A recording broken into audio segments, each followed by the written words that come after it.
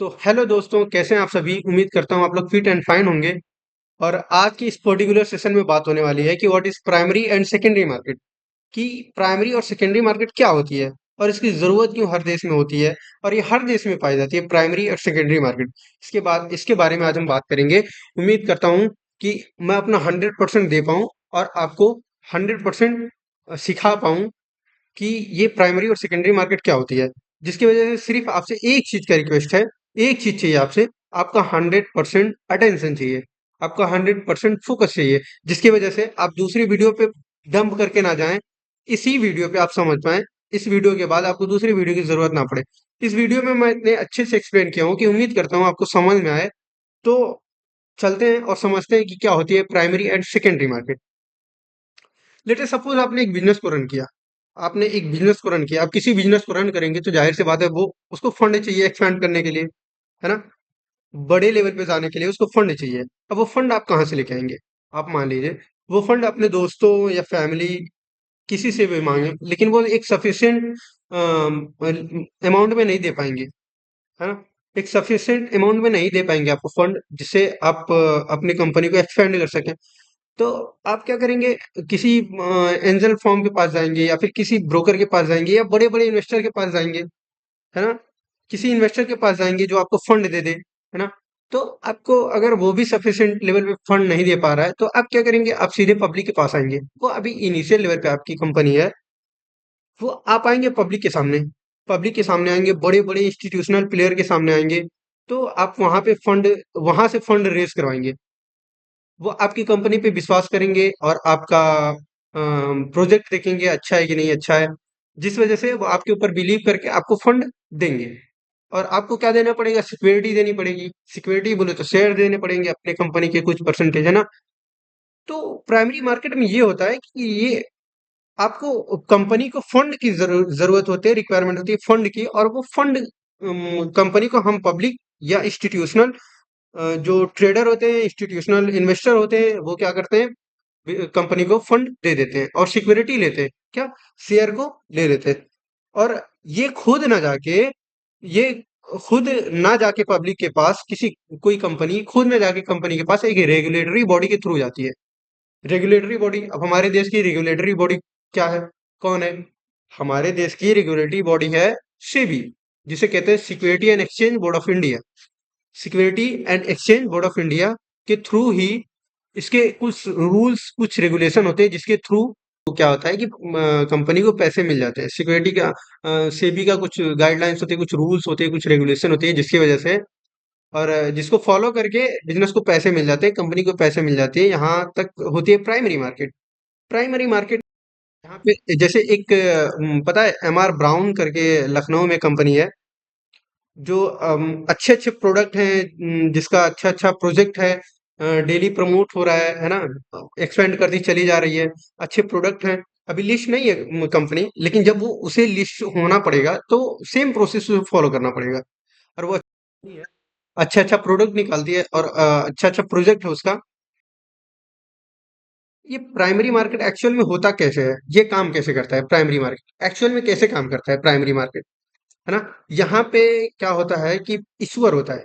ईश्वर किसे कहते हैं, ईश्वर वही होता है जो कंपनी को स्थापित करता है, जो कंपनी को इनिशियल लेवल पे स्टार्ट किया होता है, उसी को हम लोग कहते हैं ईश्वर। अब ईश्वर क्या होता है, ईश्वर क्या करता है कि ईश्वर जो है उसे तो चाहिए कंपनी। ईश्वर है बिजनेस, समझ लो ईश्वर क्या है, वो है बिजनेस। अब उस बिजनेस को अगर फंड चाहिए तो वो क्या करते हैं, सिक्योरिटी देते हैं किसी इन्वेस्टर।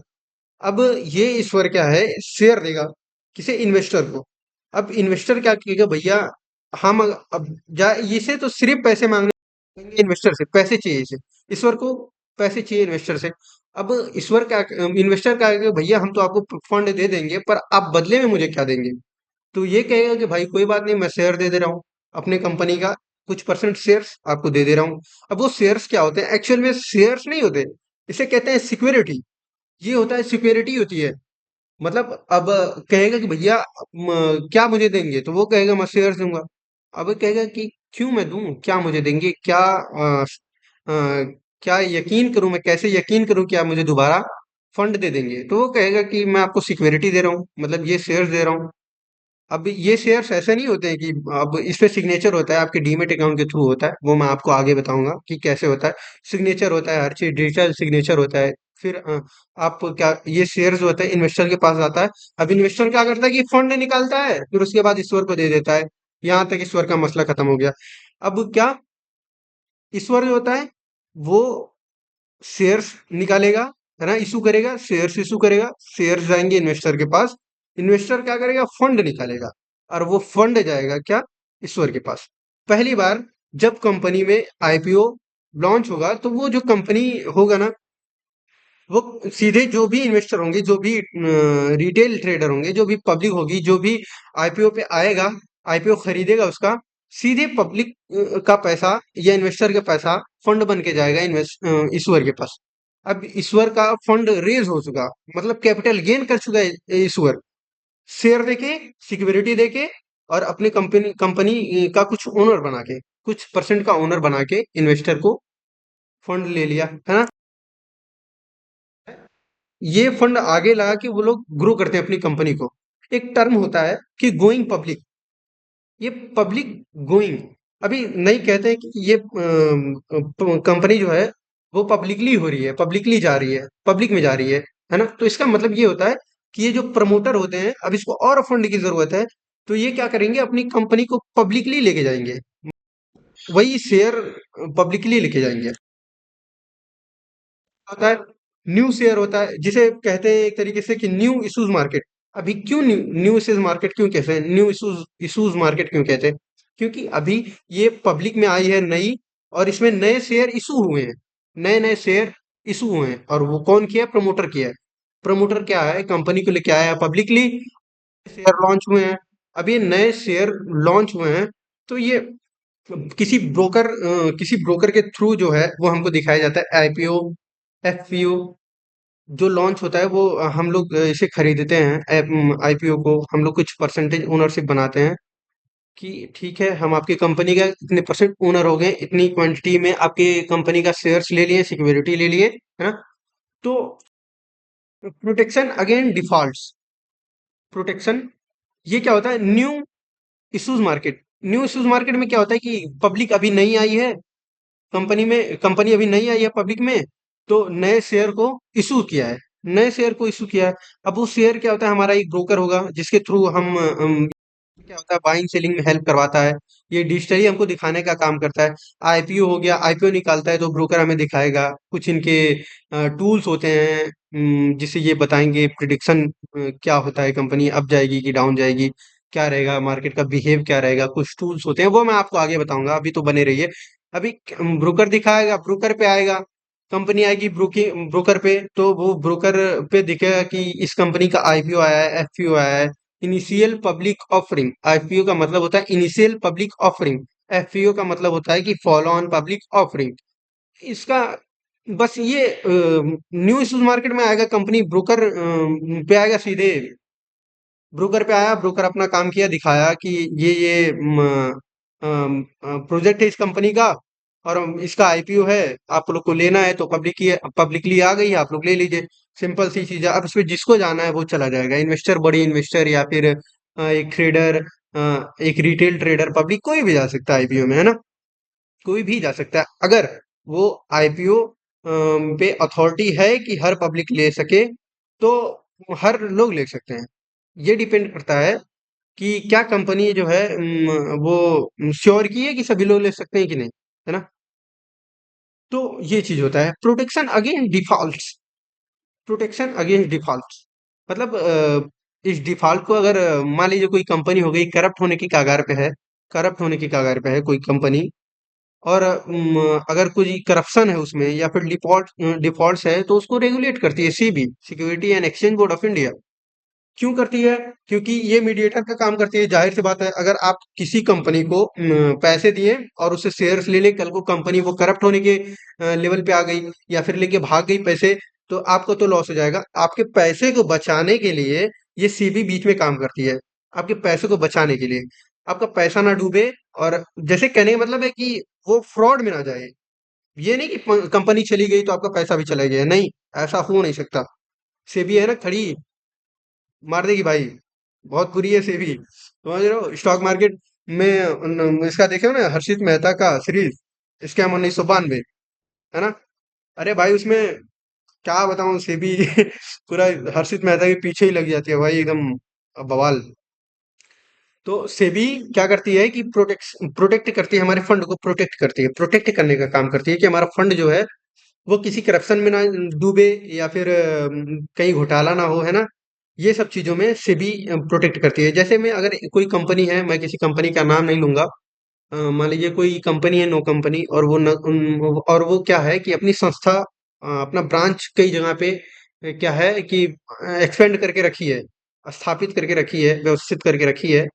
तो उस कंपनी का जो करप्ट होने की कगार पे वो कंपनी आ गई है, और उस कंपनी में जितने लोग इन्वेस्ट किए रहेंगे, उन लोग का तो लॉस होगा। तो जाहिर सी बात है, अब वो करप्ट होने के मूड में है, तो सबके पैसे डूबेंगे ना भाई।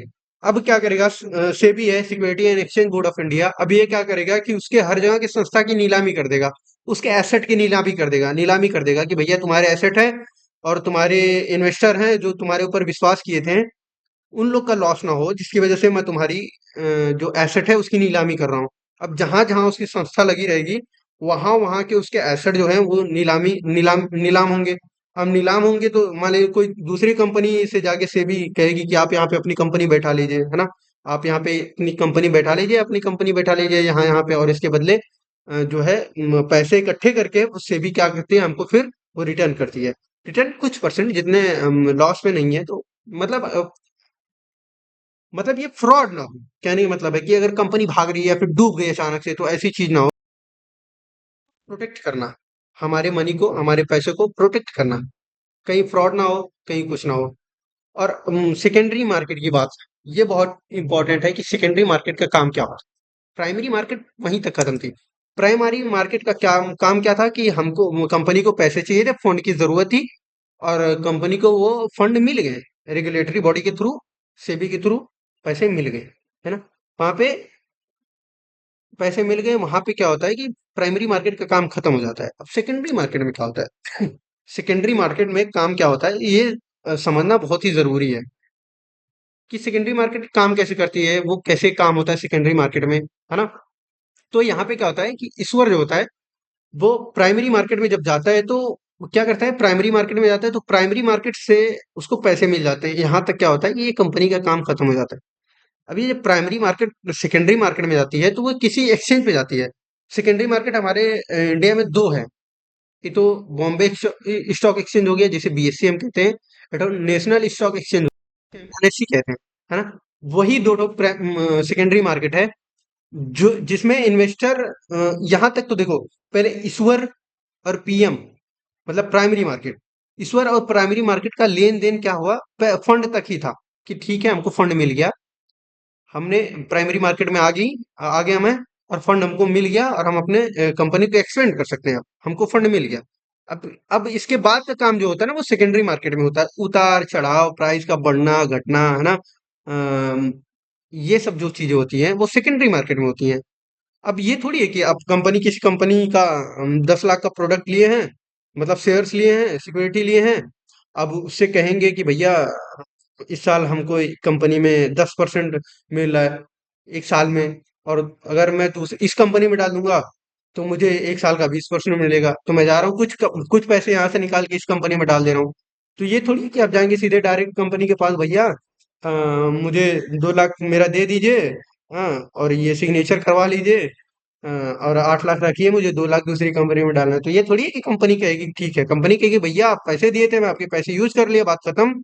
अब सेकेंडरी मार्केट में आएंगे, तो सेकेंडरी मार्केट का काम क्या होता है कि यहाँ पे नीड के ऊपर होती है। जैसे कि लेट सपोज किसी को लग रहा है कि अ, ये जो है, अगर किसी को लग रहा है कि हिंदुस्तान यूनिलीवर का जो है वो प्राइस जो है वो बढ़ेगी, तो कोई बाई करना चाह रहा है, और किसी को लग रहा है कि इसकी घट और डिक्रीज होगी, है ना?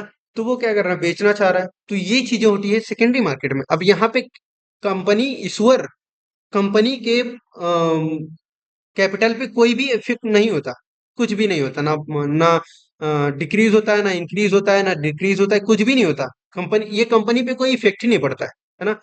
कंपनी पे कोई इफेक्ट नहीं पड़ता है, ना डिक्रीज होता है ना इंक्रीज होता है। प्राइमरी मार्केट तक उसका जो भी काम था वो खत्म हो गया, अब जो काम होगा वो सेकेंडरी मार्केट में होगा। प्राइस का बढ़ना चढ़ना, है ना, रोज नए नए लोग को शेयर बेचना खरीदना, ये सब जो चीजें होती है, सब ये सब चीजें होती है जो वो सेकेंडरी मार्केट में होती हैं। सेकेंडरी मार्केट क्या? NSC BSc, national Stock Exchange, Bombay Stock exchange, इसी मार्केट में, सेकेंडरी मार्केट में जो सारी चीजें होंगी वो हर चीज होगी।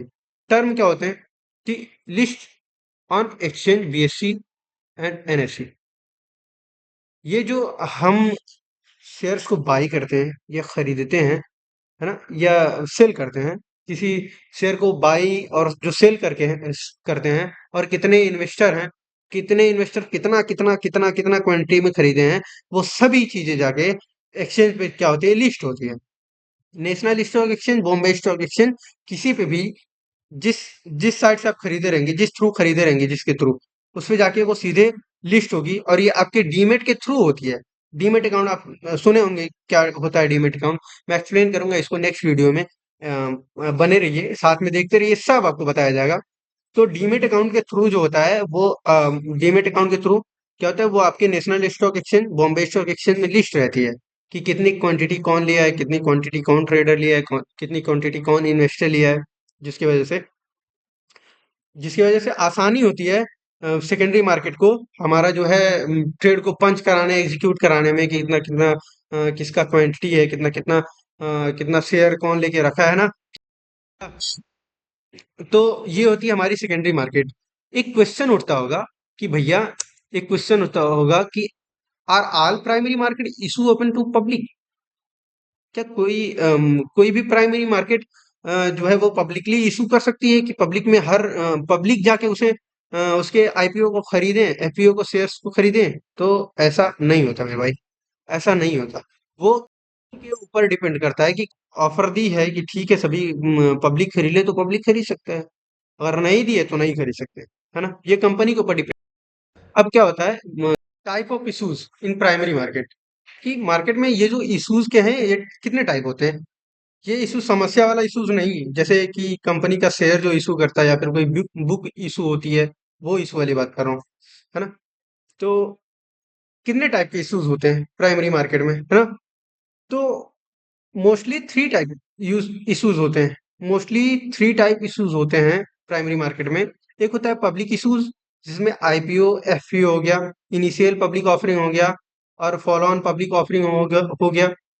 एक इनिशियल पब्लिक ऑफरिंग हो गया, एक फॉलो ऑन पब्लिक ऑफरिंग हो गया, एक हो गया प्राइवेट इशूज, एक हो गया right and bonus issues. Public offering में क्या होता है कि इसमें पूरी पब्लिक को ऑफर होता है कि कोई बात नहीं, सभी लोग चले जाओ और आईपीओ खरीद लो, शेयर्स खरीद लो, है ना। सबको अथॉरिटी होती है, सब जाके खरीद लेते हैं, इन रिटेल इन्वेस्टर और इंस्टीट्यूशनल इन्वेस्टर और बिग प्लेयर, सभी जाके खरीद लेते हैं। और प्राइवेट इश्यूज में क्या हुआ, प्राइवेट इश्यूज में किसी एक रिटेलर को और हम जैसे आम आदमी को अथॉरिटी नहीं होती वो जाके कंपनी के शेयर्स को खरीद सके, है ना। क्यों नहीं खरीद सकता? क्योंकि ये कंपनी क्या होती है कि ये अंदर अंदर जो है ना वो सब शेयर्स को बेच बेच देते हैं किसी बड़े प्लेयर, किसी इंस्टीट्यूशनल प्लेयर से, या किसी इंस्टीट्यूशनल इन्वेस्टर से, जो एक सफिशिएंट अमाउंट में उनको पैसे दे देता है। और ये अंदर ये हमारे काम ही का नहीं है, हमारे काम का सिर्फ है public issues, IPO and FPO, है ना। प्राइवेट इशूज हमारे काम का नहीं है, सिंपल सी बात है। बड़े अमाउंट वाले इन्वेस्टर होते हैं, इनको अंदर ही अंदर ये कंपनी जो है अपने कंपनी का शेयर जो है वो सेल कर देती है। वो हमारी अथॉरिटी नहीं है, वो उनका प्राइवेट पार्ट है, वो उनका प्राइवेट पार्ट है, वो अंदर ही अंदर अपने कंपनी के शेयर्स को सेल कर देते हैं। राइट एंड बोनस, इसको नेक्स्ट टाइम में हम लोग बात करेंगे कि ये क्या चीज होती है, राइट एंड बोनस। अब क्या हुआ, आईपीओ एफपीओ, ये क्या चीज होती है ना। ये किसे कहते हैं, इनिशियल पब्लिक ऑफरिंग और फॉलो ऑन पब्लिक ऑफरिंग, ये चीज क्या होती है। आफ्टर आईपीओ, आईपीओ जब आता है तो उसके बाद क्या होता है ना।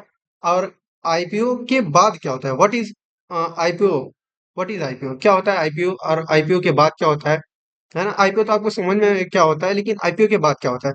आईपीओ के बाद देखिए, आईपीओ को दो सेक्शन में बांटा जाता है, दो सेक्शन में आईपीओ को। एक होता है फ्रेश इशूज, फ्रेश इशूज हो एक हो गया, एक हो गया offer for sale, offer for sale.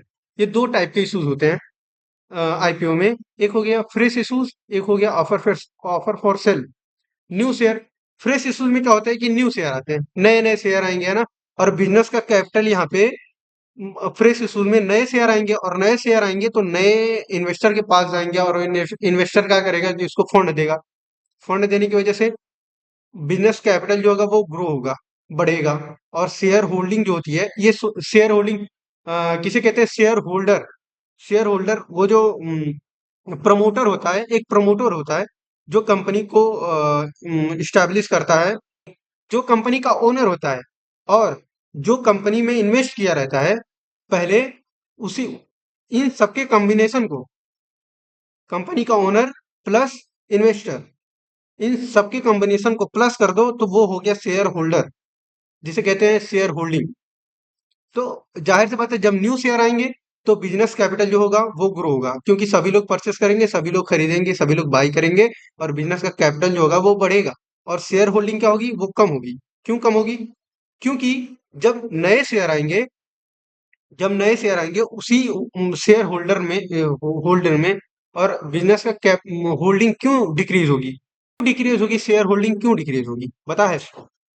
जब भी बिजनेस का कैपिटल बढ़ा, शेयर आएंगे मार्केट में, शेयर की ट्रेडिंग होगी, और बिजनेस का कैपिटल बढ़ेगा, नए शेयर आएंगे तो बिजनेस का कैपिटल बढ़ेगा, और शेयर होल्डिंग कम होगी। क्यों शेयर होल्डिंग कम होगी? क्योंकि जो प्रोमोटर होता है और जो इन्वेस्टर होता है, ये कभी जो है ये नहीं कि 100 इन्वेस्टर है तो 100 इन्वेस्टर ही रहे, नहीं। जब ये मार्केट सेकेंडरी मार्केट में आता है तो इसमें रोज अलग अलग चेंजेस आते हैं, क्योंकि कई बड़े ट्रेडर हो गए, बड़े इन्वेस्टर हो गए जो बड़े अमाउंट में ले लिए, तो वो हाई लेवल पे चले जाएंगे। और जो कम कम की शेयर होल्डिंग है वो कभी कम हो जाएंगे, वो कभी वो अपने कुछ परसेंट निकाल देंगे शेयर्स को, कभी वो अपने कुछ परसेंट निकाल देंगे। इसकी वजह से ये जो इन्वेस्टर है और शेयर होल्डिंग है, ये जो होता है वो चेंजेस होते रहते हैं।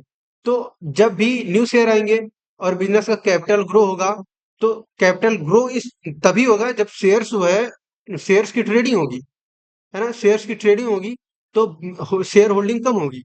मतलब वो शेयर होल्डिंग वही रहेगी, लेकिन वो जो शेयर होल्डिंग है किसी एक के पास नहीं रहेगी, वो कई लोग के पास शेयर होल्डिंग चली जाएगी। तो अगर आपके पास 50% शेयर आप होल्ड करके बैठे हैं, और अगर आप आज की डेट में शेयर निकाल देंगे और 25% शेयर सेल कर देंगे, तो आपकी शेयर होल्डिंग कम हो जाएगी ना। वही चीज है कि बिजनेस का कैपिटल तो ग्रो होगा, क्योंकि न्यू शेयर आए हैं, बिजनेस का कैपिटल ग्रो हुआ, शेयर होल्डिंग क्या हुई? वो डिक्रीज हुई। क्यों? क्योंकि वो जो न्यू शेयर है वो उसी शेयर होल्डर के पास से आएंगे जो पहले से शेयर को होल्ड किया है, और उसी प्रोमोटर के पास से आएंगे जो शेयर को प्रमोट किया है, जो इशू किया है शेयर को, है ना। तो सिंपल सी चीज है, फ्रेश इशू में क्या होगा? नए शेयर आएंगे, बिजनेस का कैपिटल बढ़ेगा, और शेयर होल्डिंग क्या होगी? डिक्रीज होगी। ऑफर फॉर सेल में क्या होता है? और यही हमारे काम का है, फ्रेश इशूज ही हमारे काम का है, ना कि offer for sale. Offer for sale में क्या हो गया कि इसमें किसी भी कंपनी को डायरेक्ट सेल कर दिया जाता है, किसी भी ब्रांड को डायरेक्ट सेल कर दिया जाता है। कैसे? वो हमको पता भी नहीं चलता यार, क्यों हम जाएंगे? हम हम जहाँ जिस लेवल पे हैं उसी लेवल का शेयर ट्रेड करेंगे भाई। अब हमारे पास अच्छा कैपिटल है तो हम अंदर अंदर कुछ भी कर सकते हैं, है ना। वो हमको क्यों पता चले? ठीक है, सिंपल सी चीज है। ऑफर फॉर सेल में क्या है कि किसी कंपनी का ऑफर है कि पूरी कंपनी की सेलिंग हो जाती है, उसके ब्रांड की सेलिंग हो जाती है, पर हमको नहीं पता रहता।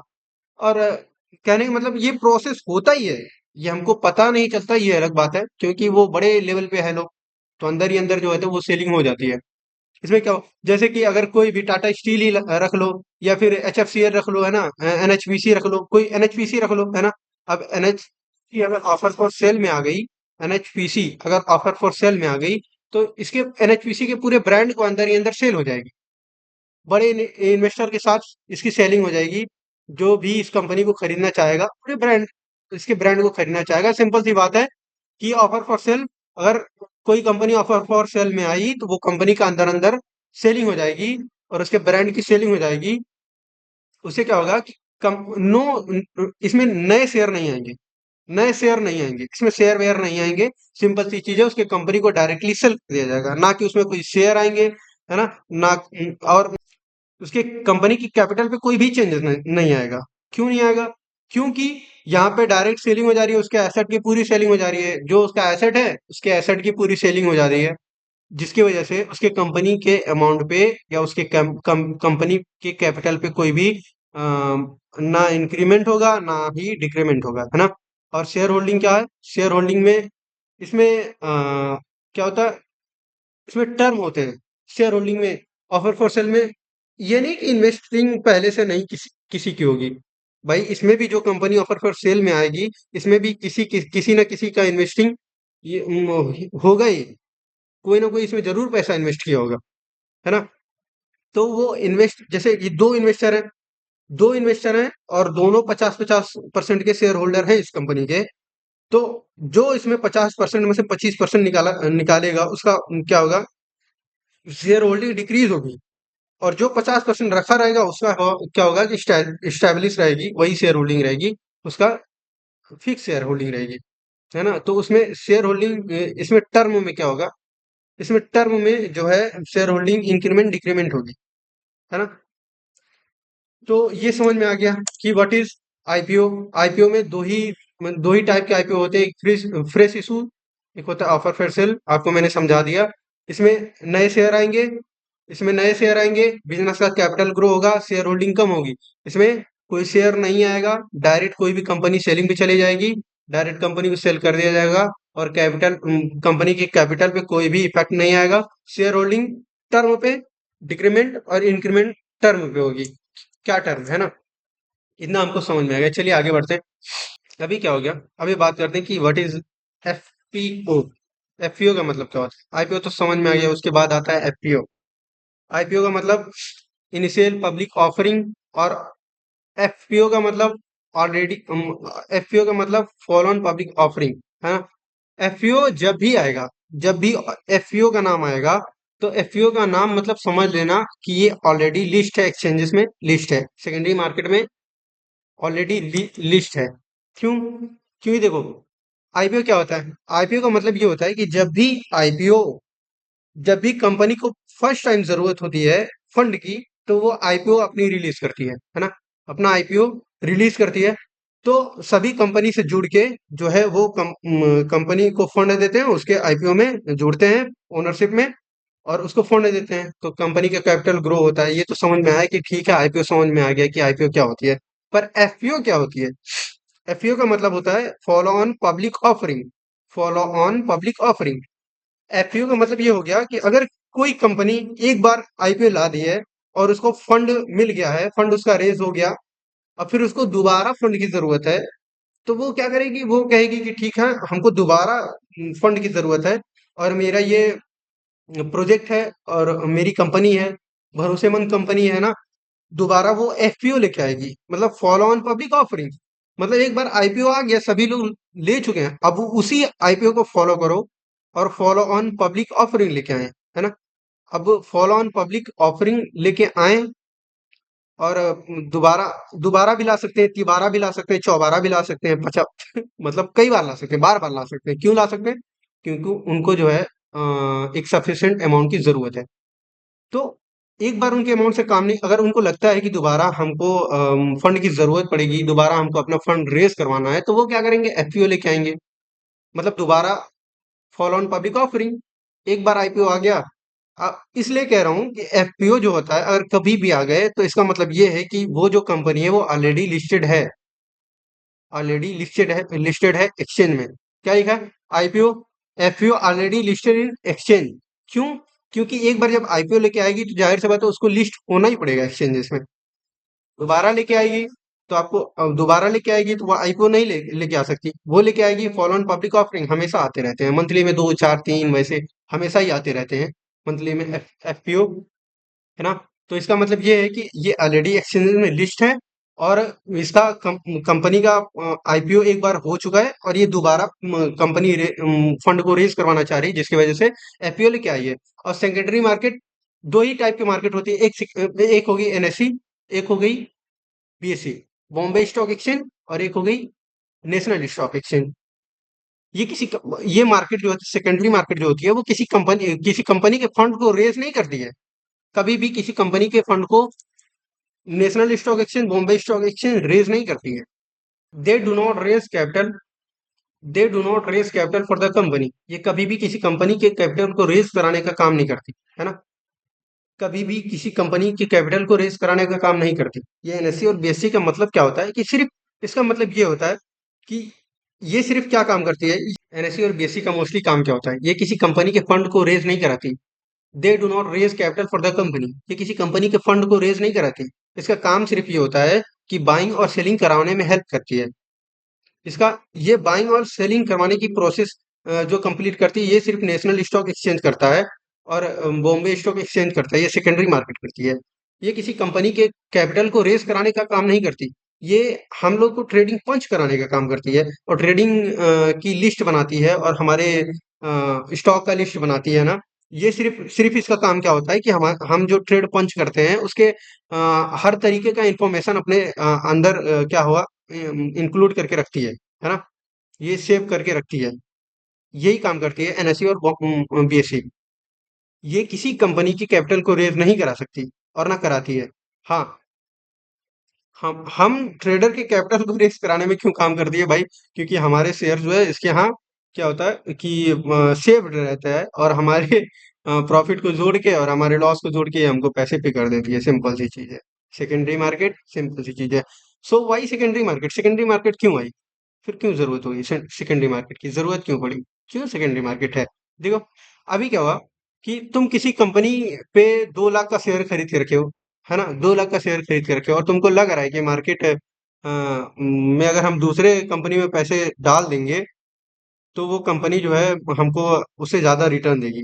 तो क्या करोगे तुम, इस कंपनी, अब तो ये तो है नहीं कि कंपनी के पास जाओगे कि भैया हमको 1 लाख रुपए दे दीजिए, हमसे सिग्नेचर करवा लीजिए स्टाम्प पेपर पे, या फिर जो भी आपके पास पेपर है उस पर साइन करवा लीजिए और मुझे 1 लाख रुपए दे दीजिए। 1 लाख रुपए अपने पास रखिए, मैं 1 लाख रुपए कहीं दूसरे कंपनी में लगा के और अच्छा पैसा जनरेट करूंगा या बनाऊंगा, है ना।